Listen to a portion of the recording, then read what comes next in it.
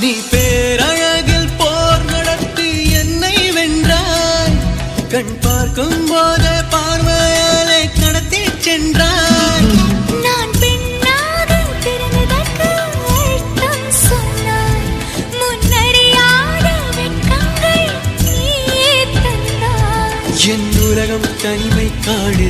நீ வந்தாய் பூக்களோடு. இனி தொடரும் கனவுகளோடு. பெண்ணே பெண்ணே நீ இல்லை என்றால் என்னாவே? நெருப்போடு வெந்தே மண்ணாவே. பேரை சொல்லும் போதே